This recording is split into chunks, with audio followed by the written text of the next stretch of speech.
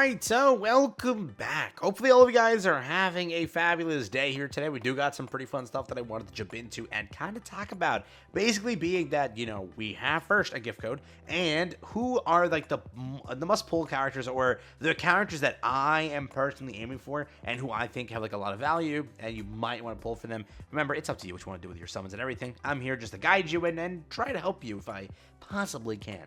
As always, if you are new to the channel, like and subscribe. It does help out a ton. Let's hop into it. Remember, we should be getting some more gift codes soon, so make sure you guys are subscribed up so you can get them right away. I don't know if this game expires them quickly, but I come from Decay, and Decay expires a lot of codes a bit too soon than they kind of should, in my honest opinion. But for, again, the brand new code over here, this is it, a very simple one. It is going to be in celebration of 100,000 members in the official Discord. The code is going to be DC100K. It's DC100K. I'll try to remember to leave it in the pinned comment or whatever. Or just check the description, it's always in there. DC100K. I'm very curious what to give here for this gift code. Let's see, so DC100K. Go over here, and go to mail. Yeah, go to mail. I was like, where's the mail button? So we got, I mean, it has some premium currency. We can't really expect too much here, but it has some premium currency. That premium currency simply being 50 collapse pieces, and then it gets some other currencies associated. So I guess we'll take it for what it is. It's something.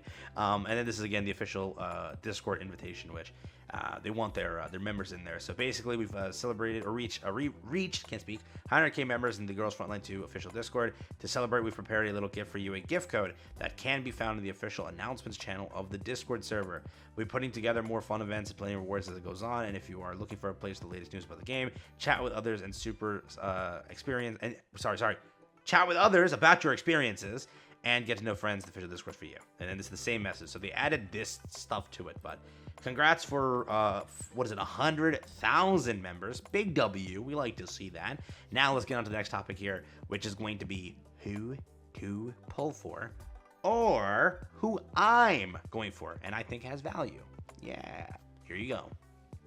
But yes, moving on to it. So here we go.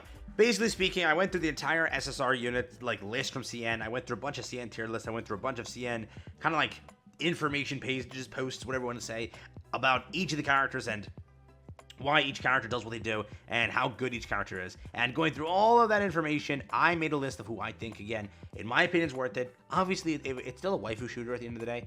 Go for the waifu you want. It's truly up to you what you want to go for and how you want to operate things there. It's a waifu game. So basically speaking, going through the entire list here, this is what I've compiled. So I've already talked about this, but yeah, I'm going to need to go for Macchiato over here. There's no chance I don't go for her. Multiple reasons. Whether you call her Dalla from Nikkei, whether you call her Kafka from Honkai, whatever you call this character, I'm going to probably have to go for this character. Whenever she does end up releasing, that's kind of what I'm aiming for. She did originally on CN release before Ulrid, but again, where we're going, it seems like this is our next character. It really does look like that, but no idea right now. Whenever, though, if this character does release, I'm not really looking forward to her. I could definitely see it as a skip, but here is my first kind of thing that I want to aim for. Why is this character pretty good? If you're wondering, first off, she's a physical element character with freeze damage. She again released April 30th for China. Basically, that's how it worked over there. If you were to look at, again, her damage and attacks and everything, she does have some pretty cool things. First things first, when it comes to the basic skills and everything. Basic skills, select one enemy target within the radius of 9 tiles. Deals standard 80% damage. Select one enemy target with a radius of 9 tiles and deals 130% of your attack power as physical damage. Gain 4, again, index and 2 stacks of standard energy. And then, obviously, with fortification, there are things that change here, and she does get a lot stronger with dupes. She, I think, is not a dupe-heavy character from what I've seen, but dupes do help her a lot if you want to dupe her. So, that's always there. Battlefield Insight. Increase the critical rate by 40% and reduce the critical damage by 10%. At the start of the round, if your HP is greater than 80%, gain insight and steady movement until the next round begins. When attacking a target with Frozen, ignore 4 points of the index and increase damage by 20%. When attacking a target with Stiffening, ignore 6 points of the stability index and increase damage by 30%. These effects do not stack. But again, she is a freeze-based character. She also has Stiffening in her kit, which we'll talk about also in a second. But Cold-Blooded Flash Shot, which is, by the way, AoE. A lot of these, again, AoE targets. That's how this operates. 9 is the range. Again, you have the other stats over here. Select one enemy target with the radius of 9 tiles and deals 160% of your attack power as freeze damage. The critical damage of the attack is increased by 30% each time you deal damage and gain a 1 stack of invincible belief. If we were to look at over here, this, I think it was the initial dupes that do really good, but she performs 2 attacks, critical damage no longer increases, and damage is reduced to 100% of your attack power. If the first attack results in a critical hit, the critical rate of the second attack is increased by 100%, and critical damage is increased by 80%. So it's kind of sexy. Yeah, I'm just saying that now. Absolute mental defense. That's translated beautifully, I guess.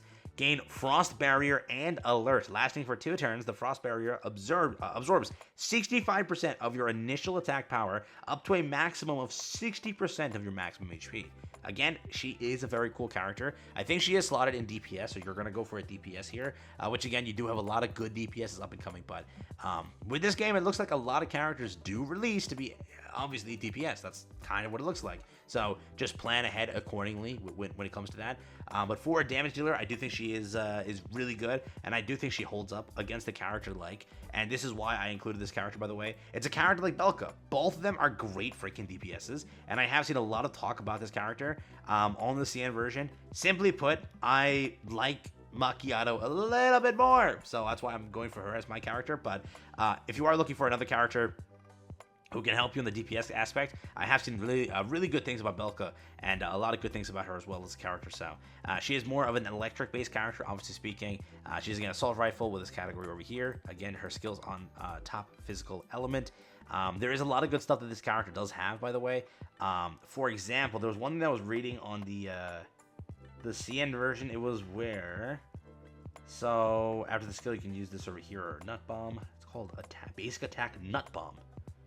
What? Okay. Let me see. I think maybe it was, yeah, over here. So select one enemy target within 6 tiles, dealing 130% of your attack power as physical damage. The damage dealt based on the number of negative charges on the field times 3% of the maximum 15%. If the target is a boss unit and has negative charge, the damage directly increases by 15%. So I did see that this character does have a bit more bossing capabilities, and there is a lot of things that if you want to use her in certain contents, like raids and such, this character does have a lot more use case and everything. She is powerful regardless of anything, but I did see that she does have a bit more use cases, that's why going for her is pretty smart. If a critical hit occurs, gain 1 point of the same, again, index over here. After the skill, you can select an empty tile within 6 tiles around you to jump to, which is, again, very cool, allowing her to either jump towards, jump away, jump wherever. It, again, is a pretty powerful thing here. I believe the only like issue that I saw was her like bigger buffs are with higher dupes. So the thing that I saw when it came to like the CN, they were saying like dupe heavy, or dupe, not dupe reliant, but dupe heavy. So that's why, again, it wasn't like really on my horizon, but again, if you want to read through the dupes here, there's a lot of good stuff that she does get from that. But next up, again, I'm saving for Vector. Vector is a really freaking cool character, and I went through like all of her information. First off, the weapon type is the reason I'm summoning, and also she is a very powerful character. She's an SMG based. Chris Vector is the category over there. Burn damage, by the way. Okay, pretty cool stuff. She has a very fun and a very also meta kit at the same time. Probably this is my highlight. If there is a character in this game that's my highlight, it's Macchiato, Vector, and this character, obviously, but who cares? Vector is like inching towards my number 1. She has really cool like skills and everything. One of them that I'll read through here because I don't want to like waste your time here, but select one enemy target with a radius of 7 tiles and deal burn damage equal to 120% of your attack power. If the target has a burn related debuff, deal fixed damage equal to 50% of your attack power to the target and all enemies within 3 tiles of it, and apply overflowing fire for 2 turns, gains 2 points of that same index. Take a look at the ultimate also, right?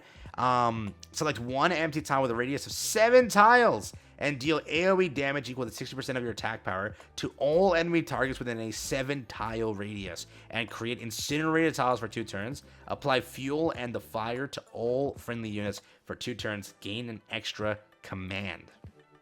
Very cool character, and she does have a lot of fun and a lot of super nice abilities and everything. A freaking extra long ability over here. I do think that this character has a lot of potential, and I am really excited for Vector. If there's any character that's there, it's Macchiato. It's Vector's there, right? It's number 1 Vector. I'm sorry, Macchiato, great character, but it's Vector.